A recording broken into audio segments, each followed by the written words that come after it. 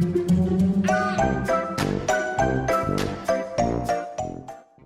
guys, Sandy here. Welcome back to the channel. Today I'm super excited. I'm playing with some fun new Brutus Monroe products. These are the Fun in the Sun cutting dies. Now when you get them in your envelope, they are all connected, so you'll have to take them apart.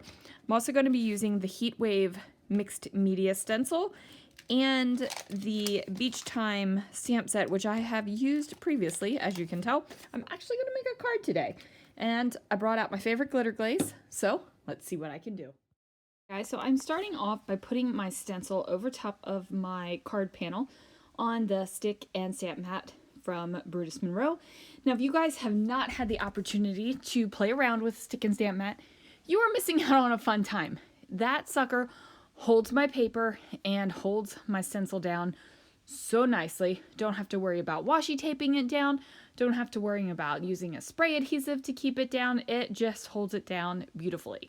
Now I'm using some Distress Oxides. I made sure that the center was done in a yellow color, and then I'm using a pink and a purple around the outside.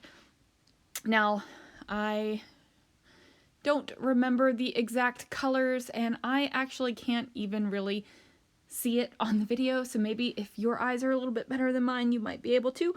To be fair, I am doing my voiceover on my iPad, and I'm not wearing my glasses, so everything's a little bit blurry. Okay, so now I am taking my stamp. Now I have used this stamp on a scrapbook layout as well.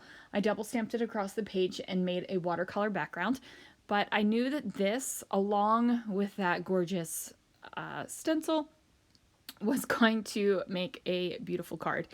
And I honestly didn't know who this card was going to be for as I was making it, and I think I'm going to keep it.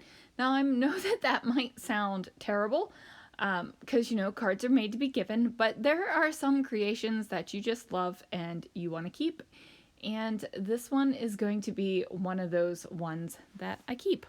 So I stamp it out, and then I am actually going to fussy cut it.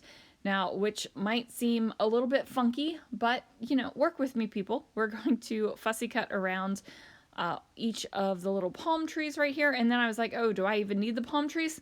I don't even need the palm trees. This is going to make my fussy cutting so much easier. So I just needed to figure out where exactly the stamped image was going to hit on my card panel. Now, as you can see, the center of the card panel is not the exact center of the circle. That was done on purpose. So now I'm going to use some Aqua Pigments. I'm just using a water brush to go ahead and paint in the rocks over here, and I am painting them all in a solid color. I'm not really worrying about shading or anything like that at this point. I'm just trying to get some color down. Now, you did see me take my aqua pigment and drop it directly onto the paper. If that scares you, don't do it. But, you know, if you're just kind of a go with the flow, we're going to get this done and have fun and just play with the things, then try it. You know, some of my favorite creations have been because I haven't been super wicked careful with how I'm doing things, and I'm just going for it, and something amazing happens. So again, I am using varying shades of aqua pigments to go ahead and color in this kind of beachy scene right here. So I will tell you, I did not water the paper down. This is not watercolor paper, you guys. This is just regular old white cardstock. And I am not really concerned with taking the watercolor ink, which is the Brutus Monroe Aqua Pigments, and watering it down for different colors. Only thing I'm doing is taking it direct color, saturating my paper, and then I have another shade of blue that instead of worrying about, you know, how much water do I need to add, do I need to mix it up, do I need to put it on a little palette, what do I got to do, I'm just going to add a second color and kind of use that as a highlight for the water. Like I said, I'm not worrying about palettes or anything like that. We're taking the easy way out to do this. This is probably the most labor-intensive card I might have ever really honestly done. And that's probably part of the reason why I want to keep it. Most times when I make cards, they're pretty clean and simple. It's just the way it is. I like clean and simple cards, and this one kind of is more like a scrapbook layout. So that's definitely why I want to keep this card.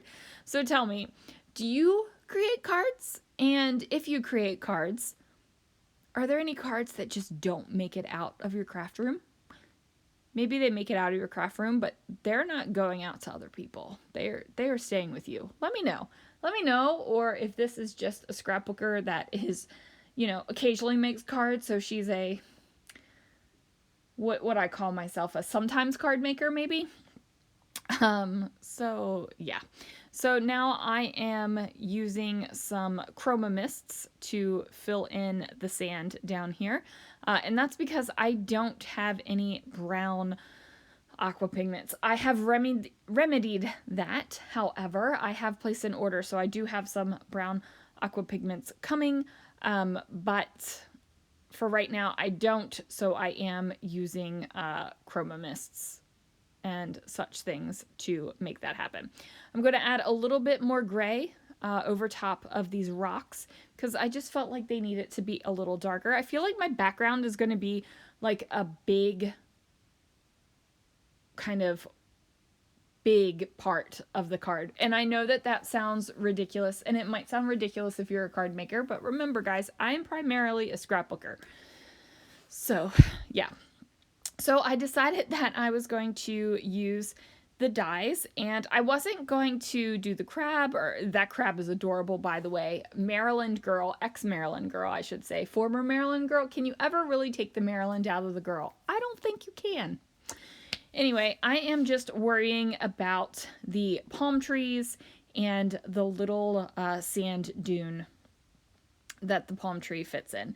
So I'm trying to figure out what in the world I'm doing.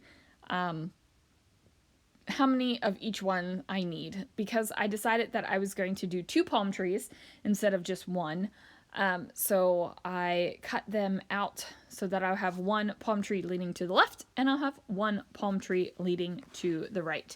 Now I just took some scraps of cardstock and cut out my pieces. So I cut out 2 each of the things I wrote 2 and 1 each of the things I wrote 1. And that was showing like the palm tree trunk itself. I forgot to cut out 2. So I went ahead and did that. Now I'm making sure that these are going to fit together properly. And now I am just adding a tiny, tiny little bit of adhesive to them and placing them on this paper. And you might be saying, what in the world are you doing, Crazy Pants? But I'm just doing something, right? So now I'm going to take out my plethora of glitter glazes, and I am just adding glitter glaze to each thing. So I'm going to have 2 different color greens of glitter glaze. One is going on the brighter green leaves, and one will go on the darker green leaves. Now I'm picking up each item that I glitter glaze and moving it because it really will... the glitter glaze will glue down that paper to the background paper, and I don't need to do that. And it's not like I'm doing this on my mixed media mat where I could just pop it up. Now, this glitter glaze will dry shining and clear. It does have a matte finish to it right there, though. So I'm going to add on some there, and then, of course, lift it up, put it off to the side, and then... Now, this is my favorite glitter glaze in the entire world, and it is called Fallen Snow.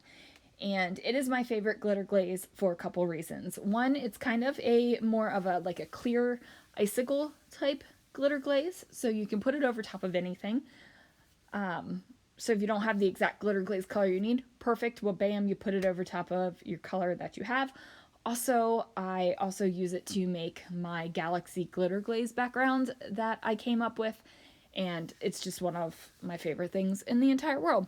Now, I am going to add some onto that sun where I stenciled the Distress ink through, and now I'm going to put together my palm trees since they are dry. So I'm just making sure to put them together properly So I've got some glittery palm trees going on here. And I gotta say, I made this card before we went to the Dominican Republic. And this totally put me in the mood for the Dominican Republic 100%. And I want to go back. If you've never been to the Dominican, you need to go. Okay? It's just a fabulous time. So now I'm going to glue the heck out of this bottom right here and put it down over top of the card panel. And now that I have that, I can trim around the outside of it so that I'm back down to my standard card size. So now it looks like a sunset on the beach. And now I'm going to figure out where I want the palm trees to go. So I thought I was going to have one on each side. And after I put that on there, I was like, oh, no. That looks rough. Don't want to do that whatsoever. So I changed my mind and I decided to have the palm trees over on one side of the card. And of course the leaf is sticking out over the card and it won't fit in an envelope that way. So I had to trim down the leaf. And then I grabbed some Chroma Mist and went ahead and colored in the grass that was over there on the beach that I had neglected to color before.